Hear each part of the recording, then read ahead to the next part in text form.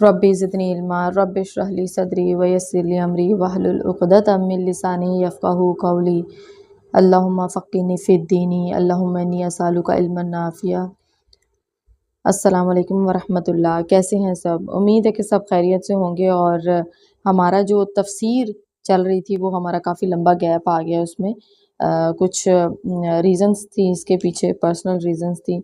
अब अल्हम्दुलिल्लाह हम इसको कंटिन्यू करेंगे और कोशिश करेंगे कि हम वीक में 2 वीडियोस पे काम कर सकें। और अल्लाह ताला हमें तौफ़ीक दे और हमें इस्तकामत दे। हम सबको इस्तकामत की दुआ ज़रूर मांगनी। किसी भी काम को शुरू करना आसान होता है, इस्तकामत ज़रा मुश्किल हो जाती है कि आप कंटिन्यूअसली उसको कंसिस्टेंट होकर उस काम को कर सकें। तो अल्लाह ताला हम सब के लिए आसानी अता फ़रमाए। लास्ट टाइम हमने जो पढ़ा था वो 223 नंबर की आयत तक कर लिया था हमने मुकम्मल। और उसमें हमने डिफरेंट औरतों के मसाइल थे उसके रिलेटेड, और फिर हस्बैंड वाइफ के रिलेशन से रिलेटेड अल्लाह ताला ने हमें उसमें बड़ा क्लियर बता दिया था हर चीज़ के बारे में। अब हम इंशाअल्लाह ताला आगे की आयत को देखेंगे। 224 नंबर की आयत है। आऊज़ु बिल्लाहि मिनश्शैतानिर रजीम बिस्मिल्लाहिर रहमानिर रहीम वला तजअलुल्लाहा उर्ज़तल लिअयमानिकुम अन तबर्रु व तत्तक़ू व तुस्लिहू बैनन नासी वल्लाहु समीउन अलीम। और अल्लाह ताला को अपनी कस्मों का इस तरह निशाना ना बनाओ कि भलाई और परहेज़गारी और लोगों के दरमियान की इस्लाह को छोड़ बैठो, और अल्लाह ताला सुनने वाला और जानने वाला है। अच्छा, इस आयत मुबारका में जो बात की गई है वो कसम से रिलेटेड है। हम लोग आम तौर पे अनजाने में ऐसी कस्में खाते रहते हैं कि किसी को अपनी बात का यकीन दिलाने के लिए या उसमें वज़न पैदा करने के लिए हम कहते हैं कि कसम से मैंने ऐसा नहीं किया। ये एक सरसरी सी कसम होगी। दूसरी कसम होगी हमने अल्लाह की कसम खा ली। और तीसरी कि ज़ोर दे के कसम खा ली, परवरदिगार की कसम, अल्लाह की कसम मैंने ये की, मतलब तुम्हारी नीयत में भी कसम है। ठीक है? तो यहाँ पर क्या हो रहा है? यहाँ पर अल्लाह तबारक व तआला हमें बता रहे हैं कि अल्लाह ताला की कस्मों को निशाना ना बनाओ। मतलब अल्लाह के नाम को इस्तेमाल करते हुए कस्में खाओगे तो ऑब्वियसली उसके बारे में तुम्हें पूछा जाएगा।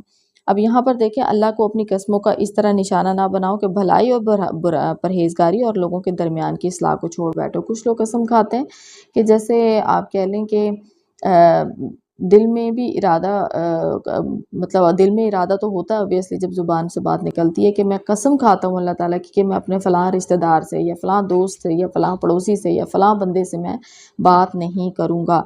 यानी कि इस्लाह को छोड़ बैठता है, यानी कि वो उससे ताल्लुक़ को ख़त्म करने की बात करता है और कसम वो अल्लाह ताला की खा लेता है। तो इस चीज़ से मना फ़रमाया गया कि अल्लाह ताला की कस्मों को इस तरह से निशाना ना बनाओ कि तुम आपस के ताल्लुकात को ख़त्म करने के लिए जो है वो फ़लाँ के साथ मैं सुलह नहीं करूँगा या करवाऊँगा, और इस तरह की चीज़ों की आप कसम खा लेते हैं। और हदीस में कहा जाता है कि अगर आप इस तरह की कोई कसम खा लेते हैं ना तो उसको आप तोड़ दें, और जब तोड़ देते हैं तो ऑब्वियसली कसम को तोड़ने का कुफ़ारा भी अदा करना पड़ता है। और हम सब इंसान हैं, मुसलमान हैं, हमें पता होना चाहिए कि जब एक कसम हमसे खाई गई है और हमने उसको तोड़ना है और उसका कुफ़ारा क्या है वो हमें पता होना चाहिए। इसके बारे में है कि सूरह माइदा की आयत नंबर है 89। अगर आपके पास कुरान पाक इस वक़्त खुला हुआ है तो आप उसको निकाल लें। सूरह माइदा है पारा नंबर 7 में और उसकी आयत है 89। उसका तर्जुमा मैं पढ़ रही हूँ कि अल्लाह ताला तुम्हारी कसमों में कसम पर तुमसे मुआख़ज़ा नहीं फ़रमाता, लेकिन मुआख़ज़ा इस पर फ़रमाता है कि तुम जिन कस्मों को मुस्तहकम कर दो, यानी कि बहुत ज़्यादा जिस पे तुम ज़ोर दो कि हाँ मैं ये कसम खाता हूँ, तो उस कसम को तुम्हें फिर को तोड़ना पड़ेगा। उसके तोड़ने के जो आप कह लें कि कुफ़ारा है वो क्या-क्या करना पड़ेगा आपको? उसका कुफ़ारा 10 मोहताजों को खाना खिलाना है। 10 मोहताजों को, जैसा औसत दर्जे का आप खुद खाते हैं वैसे ही खाना खिलाना, और फिर उनको या तो कपड़े देना या फिर एक ग़ुलाम या लौंडी को आज़ाद करना। इसके अलावा 3 दिन के रोज़े भी रखे जा सकते हैं। ये कस्मों का कुफ़ारा है, ठीक है?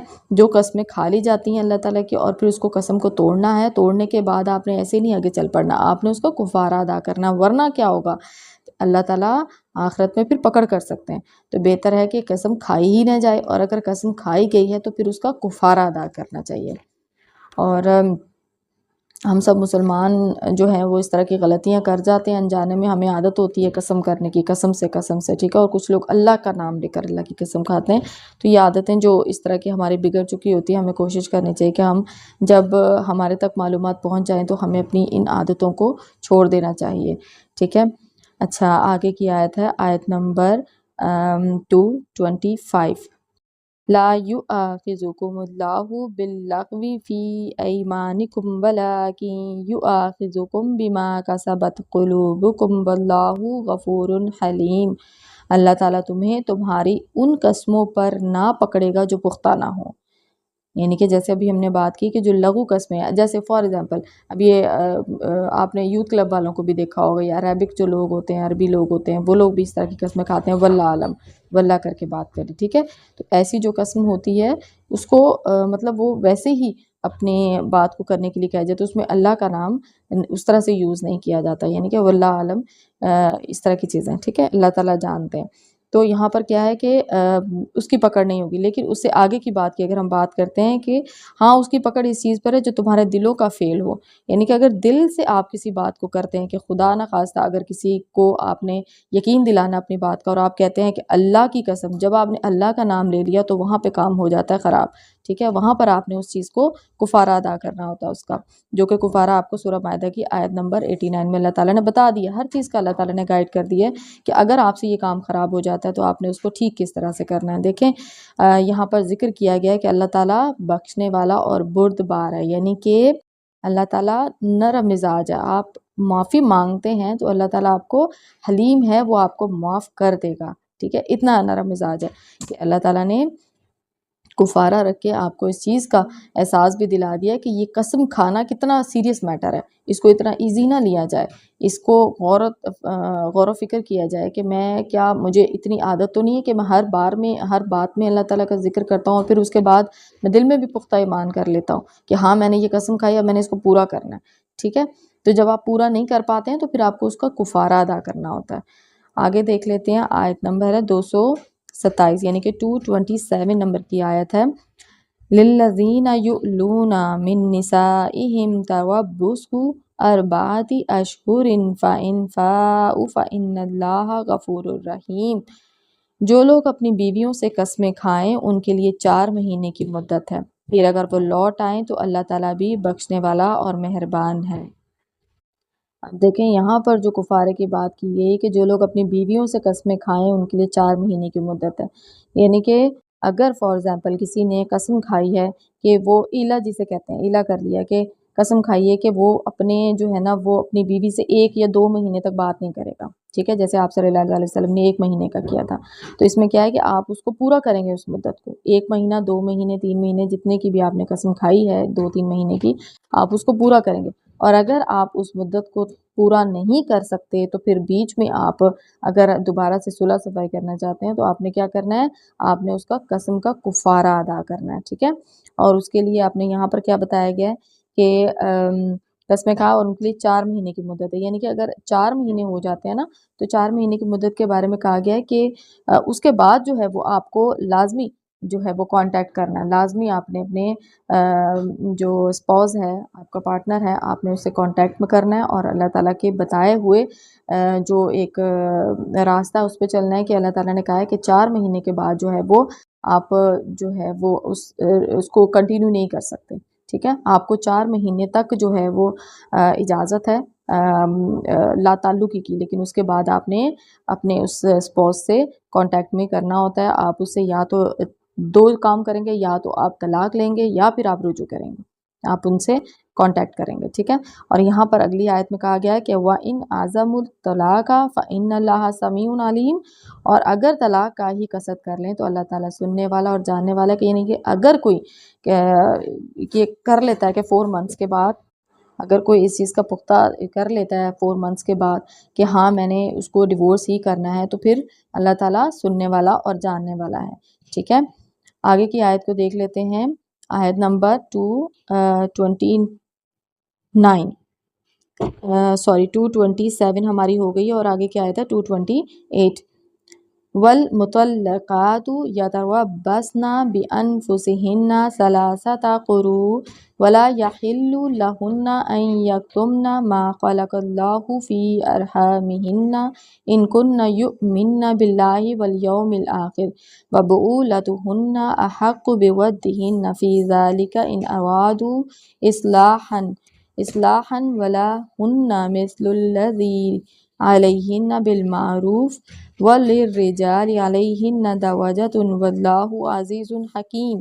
آیت تھوڑی سی لمبی ہے، اس کا ترجمہ دیکھ لیتے ہیں کہ طلاق والی عورتیں اپنے آپ کو 3 حیض تک روکے رکھیں، یعنی کہ یہاں پر بات کی گئی کہ اگر کسی کو ڈیورس ہو جاتا ہے تو وہ 3 حیض یعنی کہ 3 ٹائمز اس کو پیریڈ آ جائیں، یعنی کہ 3 منتھس بنتے ہیں، تو 3 منتھس تک وہ جو ہے اس میں 3 مہینے تک وہ عدت کو کمپلیٹ کرے، ٹھیک ہے، اور پھر اس کے بعد وہ کیا کریں گی، نیکسٹ اگر وہ کسی سے شادی کرنا چاہتی ہیں تو وہ 3 منتھس کے بعد شادی کر سکتے ہیں، مطلب 3 حیض کے بعد شادی کر سکتے ہیں، ٹھیک ہے، یہ عدت بتایا گیا ہے ڈیورس کے بعد۔ آگے دیکھ لیتے ہیں، اور انہیں حلال نہیں کہ اللہ نے ان کے لیے رحم میں جو پیدا کیا ہو اسے چھپائیں۔ فار ایگزامپل اگر کسی کو ڈیورس ہو جاتی ہے اور ان کا پریگننسی ہے تو ان کو چاہیے کہ وہ ان کو اطلاع کریں اپنے ہسبینڈ کو کہ وہ پریگننٹ ہے، کیونکہ اس طرح سے کیا ہوگا کہ اگر ڈیورس ہو جاتی ہے تو وہ اگر کہیں اور جگہ شادی کر لیتی ہے اسی پریگننسی کے دوران میں، تو اس بچے کا باپ کون ہے یہ جو ہے ایک گڑبڑ والی سین ہو جائے گی، اور اس چیز سے منع فرمایا گیا ہے کہ کیسے کنفرم ہوگا کہ وہ بچہ کس سے ہے۔ اور پھر آپ کو پتہ ہے کہ اس طرح کے چیزیں جب کھلتی ہیں تو شادیاں بہت خراب ہوتی ہیں، تو اللہ تبارک تعالیٰ نے آسانیاں عطا فرمائی ہیں کہ اگر کوئی ڈیورس کرتا ہے تو بیوی اگر حاملہ ہے تو اس میں کیا ہے کہ اس کو چھپایا نہ جائے، اس کو بتا دینا چاہیے کہ ہاں وہ پریگننٹ ہے، تو پھر کیا ہوگا کہ وہ دوسری جگہ اس دوران میں شادی نہیں کریں گے، اس کو چھپانے سے منع کیا گیا حمل کو۔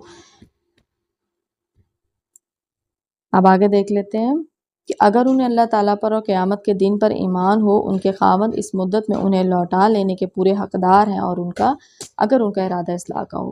اب دیکھیں اگر عدت کے اندر جو ٹائم پیریڈ دیا گیا ہے 3 منتھس کا، 3 حیض کا یا 3 پیریڈ آنے تک کا ٹائم دیا گیا ہے، تو اس دوران میں کیا ہے کہ اگر کوئی جو ہے وہ دوبارہ سے رجوع کرنا چاہے اور اپنی وائف کو منانا چاہے اور دونوں ایک دوسرے سے کانٹیکٹ کرنا چاہیں، اپنے رشتے کو کنٹینیو کرنا چاہیں، تو کیا ہوگا کہ وہ اسی ٹائم پیریڈ کے اندر رجوع کر سکتے ہیں، ٹھیک ہے، اور اگر ان کا ارادہ ہو، اور اس میں کوئی ولی جو ہے وہ انٹرفیئر نہیں کر سکتا۔ 1-2 بندوں کی شادی ہوئی ہے اور اس بندوں کے بیچ میں کسی تیسرے کو آنے کا کوئی حق نہیں ہے، یہ ایسا رشتہ ہے کہ اس کے بیچ میں کہتی ہوں کسی اور کو آنا بھی نہیں چاہیے۔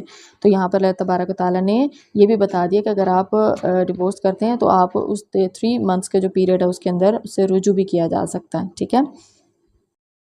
اور آگے دیکھ لیں، عورتوں کے بھی ویسے ہی حق ہیں جیسے ان پر مردوں کے ہیں، اچھائی کے ساتھ، ہاں مردوں کو عورتوں پر فضیلت ہے، اور اللہ تعالیٰ غالب ہے، حکمت والا ہے۔ اب دیکھیں یہاں پر کیا ہے کہ اللہ تبارک و تعالیٰ نے بتا دیا کہ دونوں کے حقوق ایک جیسے ہیں، ٹھیک ہے، جیسے مردوں کے عورتوں پر ہیں ویسے ہی ہیں اچھائی کے ساتھ، اور یہاں پر حقوق دونوں کے ایک جیسے بتانے کے بعد اللہ تبارک و تعالیٰ نے ایک بات کہی ہے کہ مردوں کو عورتوں پر فضیلت ہے۔ اب دیکھیں یہاں پر بڑا ٹکراؤ ہوتا ہے کہ فضیلت کس بات پر ہے۔ فضیلت آپ کو معلوم ہے کہ مرد کو اللہ تعالیٰ نے فزیکلی اسٹرانگ بنایا ہے عورتوں کے مقابلے میں، مرد جو ہے وہ جہاد کر سکتا ہے، مرد کی جو آپ کہہ سکتے ہیں جو پراپرٹی ہے وہ 2 گنا اس کو زیادہ دی جاتی ہے وراثت میں، ٹھیک ہے۔ پھر اس کے بعد حاکمیت کے بارے میں کہ وہ حاکم بھی ہو سکتا ہے، یعنی کہ وہ فیملی کو سپورٹ کر رہا ہوتا ہے، اس نے فائنینشلی سپورٹ کیا ہوتا ہے، تو وہ کسی بھی جگہ کا آپ کہہ لیں کہ اس کی انڈر آتی ہیں چیزیں، ٹھیک ہے، یہ عورت کو نہیں، یہ والا عہدہ عورت کو نہیں دیا گیا، ٹھیک ہے، اور اس کے علاوہ اختیار جو ہے وہ طلاق کا بھی دیا گیا ہے، مرد کو دیا گیا، عورت کو طلاق کا اختیار نہیں دیا گیا، ٹھیک ہے۔ باقی یہ ہے کہ اس کے بارے میں خلا کے بارے میں بھی کافی باتیں کی جاتی ہیں، تو وہ اگر کسی کو کنفرم مزید کرنا ہو تو آپ علماء کرام کو سن سکتے ہیں کہ ان کی کیا رائے ہے اس بارے میں۔ ابھی جو ہم بات کر رہے ہیں وہ بات کر رہے ہیں کہ عورتوں کو اللہ تعالیٰ نے ایک درجہ کم دیا ہے، مردوں کو تھوڑا سا فضیلت زیادہ دی ہے ان سے، ٹھیک ہے، لیکن حقوق برابر دیے ہیں۔ اس چیز کو کلیئر کر لینا چاہیے کہ حقوق اور رائٹس جو ہیں وہ برابر ہیں. اگر عورتوں کی عزت ہے تو مردوں کی بھی عزت ہے. ٹھیک ہے. اور باقی سارے میٹرز جو ہیں وہ سب اللہ تبارک و تعالیٰ نے دیکھے کتنے آرام سے اتنی بڑی بڑی پرابلمس کو ان الفاظوں میں سمود گیا کہ کسی کی دل آزاری نہ ہو. ٹھیک ہے. تو اللہ تعالیٰ نے اگر مرد کو درجہ زیادہ دیا ہے تو اس کی ریزنز بھی بتا دی ہیں کہ اس کی ریزن کیا ہے. ٹھیک ہے. تو اللہ تعالیٰ غالب ہے، حکمت والا ہے. ہمارے پروردگار کو دنیا بناتے ہوئے سب چیزوں کا پتہ تھا کہ انسان کی کیا کیا ضرورتیں ہیں، اس کے کیا کیا مسائل ہیں. انسان کو بنایا تو اس کے ساتھ اس کے مسائل کا حل بھی دیا. ٹھیک ہے. تو ہم نے آج جو ہے وہ 228 نمبر کی آیت تک کمپلیٹ کر لیا ہے. مختصر تفسیر جو ہم کر سکتے تھے وہ ہم نے کی ہے. آگے کے ٹاپک کو ہم انشاءاللہ تعالیٰ اگلی ویڈیو میں کمپلیٹ کریں گے. ابھی کے لیے بس اتنا ہی. اللہ تعالیٰ ہم سب کو ایمان کے ساتھ زندگی گزارنے کی توفیق عطا فرمائے اور اللہ تعالیٰ کے احکامات کو ماننے کی توفیق دے. وما علینا الا البلاغ المبین.